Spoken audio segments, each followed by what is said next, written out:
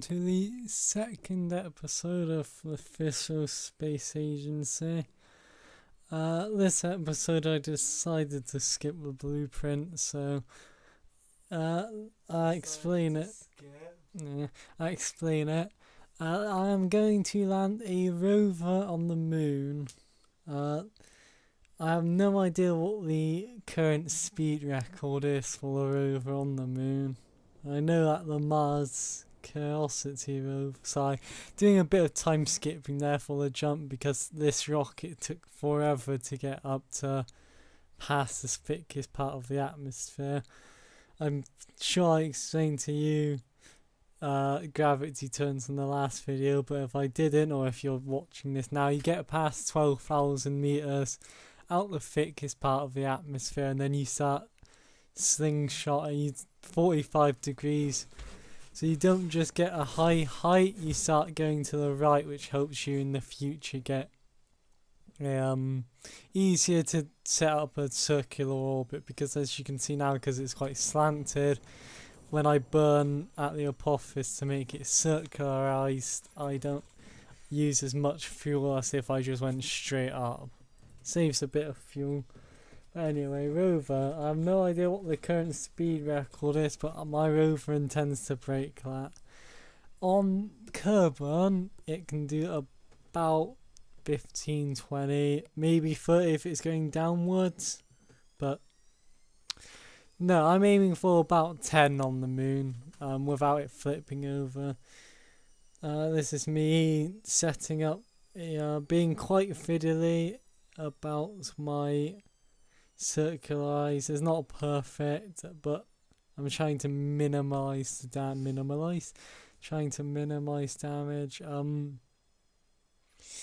Don't know why I started thinking it's alright to burn here, because to timescale past 100, I think you need to be at least 120,000 meters. So that's why I always try and get, that's why everyone recommends you should try and have an orbit where the perhaps the lowest point is above 12,000 meters, because then you can timescale easier and it won't jump back and forth. My own editing, and by editing I mean speeding up, has been put into this video. This took me about 45 minutes to do on the attempt that I actually did it. This took a lot more attempts to do. My game time shot up dramatically. But this video is going to be about 20 minutes, as you will see, because for your viewing pleasure. So time skip to 10 seconds before the apophysis. 650 delta V. Didn't really know how long it would take my craft to burn it. Turning it up to maximum there, forgot to do that. This is being sped up, but I guarantee you this is not how wobbly the ship actually was. You can see the RCS thrusters are going manic there, and the maneuver node isn't very accurate. It's jumping around a bunch. This is not one of my better designs. This is more rudimentary.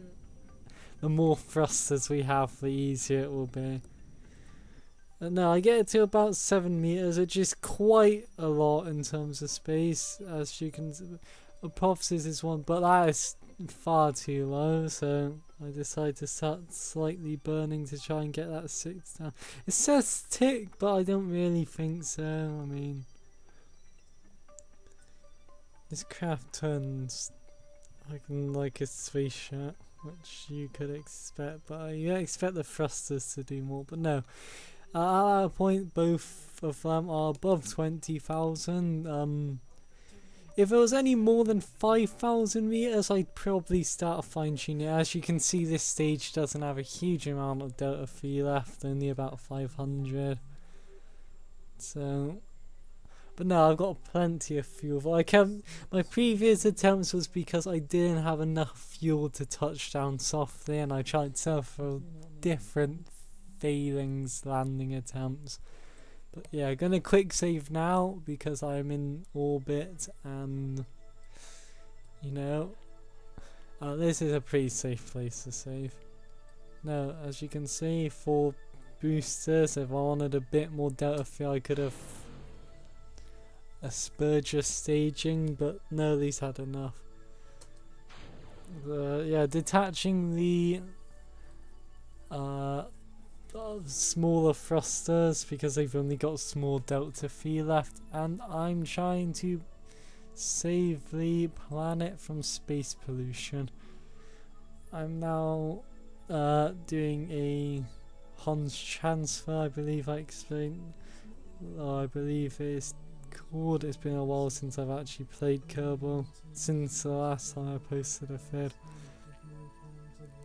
No, just the out of burning, because the it was only a difference of 2,000 meters. I can just spin it around and it won't really affect it. So I've got my encounter. I'm just trying to fine tune it so I can get some sort of atmosphere. I can't really remember what I was going for here. I was trying to after last episode, in which I entirely did it in the dark, I was trying to make sure this episode to get it completely daylight. So I'm trying to get an orbit around the moon, so I can pick a suitable landing place. No, I have far more than enough delta phi. I have the maneuver node set. I believe at this point it would take about 15 to 20 seconds to burn the maneuver, so with that rough time, I do it. If it takes 20 seconds, I try doing it 10 before and 10 after to minimize any differences. But no, this is a very heavy tilted craft. You can see the engine's like a tail trying to straighten it out. But eventually I get into the position that I want. Far more than enough delta phi, time scaling. Even more time scaling with editing. I believe this is on ×4 above what it is, so orbiting around. At some point the moon should appear again, but no, that's the Earth again. Still on ×40. You can see Jebediah's there, he's happy, he knows this is gonna work, and I think we all know this will work.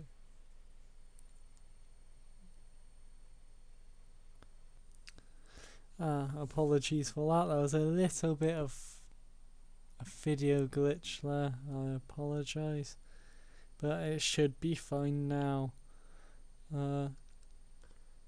What mods do you use? I use... what mods? Procedural fairings mod. That's the part on top, the part which encases the actual rover, which you would get to see later. Very useful for reducing drag and thus saving delta phi. Plus it just looks so much better than having like a rover on top. Makes it more balanced in terms of air resistance. Yeah. So it doesn't flop about. Yeah. And the other one I use is Turbo Engineer, which is a godsend in terms of the one in the top right, you know. Yeah, the one which actual altitude and vertical speed horizontal speed. And so why are you in a water biome? Because I'm above the ocean. Some of the eagle-eyed viewers might notice that those parts are actually quite close, and you are right. They get very close. I'm going to play it a bit more in slow-mo, so I'm a man who likes my slow-mos.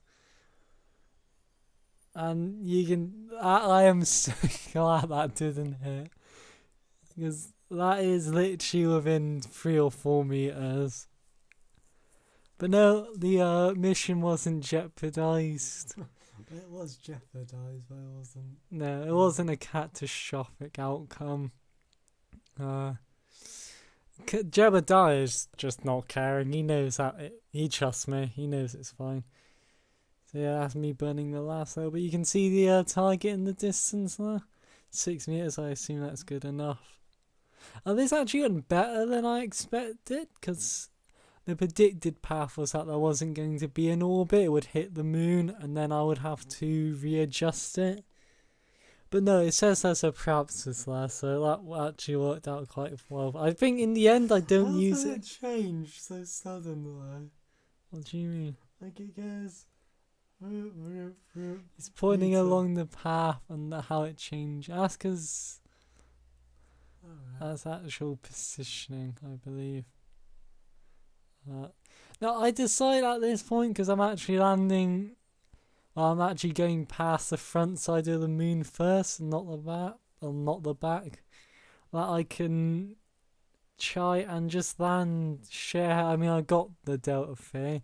That first time I was trying to boost the engine to the right, that would have cost me quite a bit of delta V. So this time I'm just trying to burn off velocity. It wouldn't have cost me as much delta V, but I would have had to burn more velocity going down. So I decided it would be better to try and kill more velocity at a higher height. Right, so yeah, this is just me fine-tuning what would be a somewhat interesting orbit. Got the maneuver node set up. Some more time scaling. At this point I'm unhappy because I notice it's on the edge of the light and the dark side, and I don't... It's called the Terminator, if any of you aren't aware. Personally, one of the best names in astronomy. So I'm at this point just readjusting it, trying to get in a more definite, lighter place without being square in a crater. Because banging near Terminator is not a good thing, is it? No, Terminators are fucking... They kill people. Yeah. So I'm happy with that. 400 delta V, and it would send me straight down onto the planet. The orbit... Moon. The moon. The hypothesis is if somehow I phase through the moon and back out again. That's some glitch, I'm gonna call it. Just something which isn't quite right, which needs to be fixed at a later... Well, does it? Yeah, it needs to be fixed. Like, it needs to have a better collision, but no. Kerbal is a great game. It's nearly out of beta. I believe I speed this up a bit more, but you can see I'm clearly landing on the bright side of the moon. On the moon. Lots of fuel left. I'm currently above the Midlands. No, the estimated burn time is 7 seconds, so I'm waiting till about 4 seconds before. Pretty much in the middle of losing speed and going to the right. So, which is always helpful. Now I decided to start burning early because there's always going to be a bit of difference. It's always going to be a bit long. I set it to stable so it doesn't start jitting about like you saw earlier. Didn't you use it earlier? I forgot. At this point, I'm not really caring. I mean, as long as it's not going in the crater, it's fine. And yeah, now starts the descent. I'm now trying to flip the direction of the ship to look straight up from the planet so I don't... Well, now it's facing opposite the direction of travel, which is near enough now, just straight down or straight up. I was once informed that when you get to about 10,000 meters above anything, try and make sure your velocity is not above 100. So that's what I start doing. If you look in the top right, you can see altitude, terrain in brackets. That's the actual height above the planet, because the altitude in the middle doesn't account for hills and such. So it only accounts for sea level, which can be quite dangerous on other planets. So as before, you would have needed to look out for shadows and such. I've got the handy part of this mod is it tells me amazing, very accurately how high up I am. So yeah, I'm waiting to 20,000 meters, and you've got speed of 700. Let this be fine. It'll be fine. A bit of an angle, which I will correct later on. That is about 10,000 now. Start slowing down because I forgot you can't accelerate and you're any sort of time boost. I once again forget there's a button which turns the engines onto maximum. Looks better that way. Yeah. And yeah, start burning speed. This actually went amazingly well in terms I didn't have to keep dunking speed. I left it quite late, and because of that, when I lost most of my speed, I didn't have enough time to regain it on this descent. You want to try and have a mix between but losing your speed so you don't crash, and doing it too early so you don't have to lose more speed later on. So yeah, 20. That was mostly so as I started going more downwards and gravity started affecting me more, I would straighten up. That wasn't particularly working, so I started burning off more speed. As you can see, as I lose speed, it starts going more centralized to the planet. What is that? It's because I still have some horizontal velocity, and by losing all my speed, the only velocity I start getting is by gravity, which is why it starts going straight down. At this point, I decide to jettison the fairings, and you can see the beautiful ship. A beautiful rover. It's not a ship. It has a bunch of engines though, which has like 200. Yeah, it is belovingly known as the Dwayne Dibble mobile to all. Might be the title of this episode. You can see the wheels are working because they're tied in with the RCS thrusters and the actual direction of the ship. I start letting it pick up speed again because if I kept at 10 meters, this would take a long time. Pretty determined not to let it go above 100 again. So I'm going to wait until it's about 100 and then start burning velocity off again. Yeah, I find it quite comical. The wheels are tied in with the direction of the ship. So as I'm trying to straighten it out, the wheels are tilting left and right. They do absolutely nothing, but it looks pretty funny.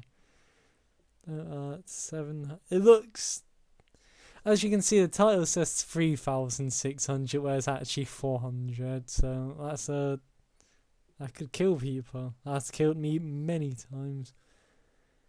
No, I'm within the last 300 now, 290.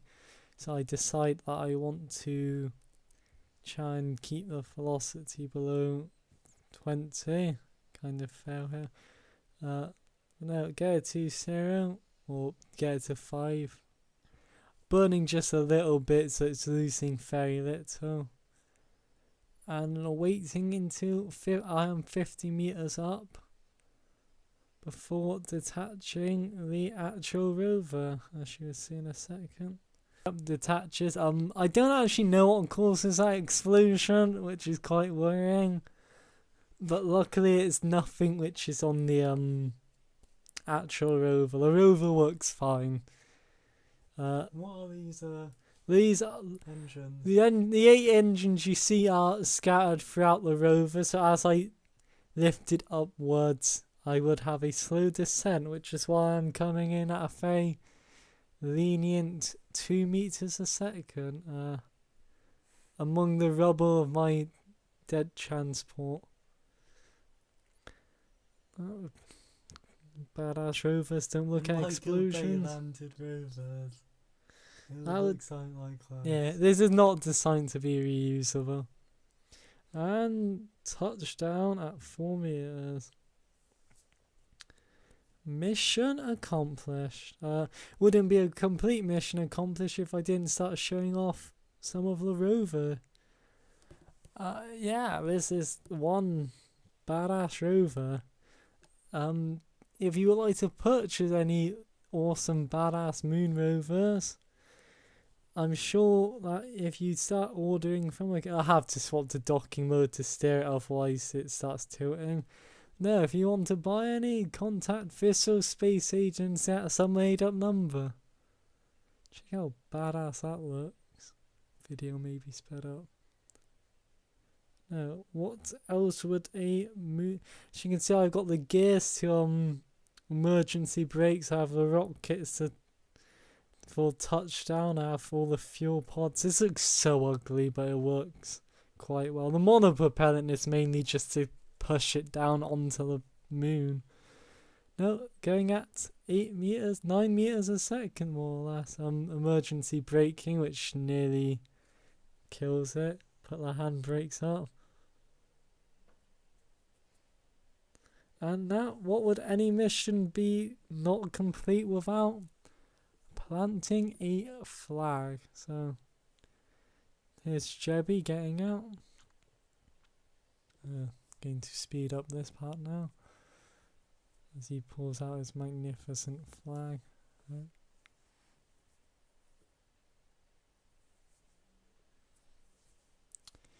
And yeah, at this point I was quite happy because this has taken me at least 12 attempts. And we did it! Woo! Thank you for watching, and see you next time.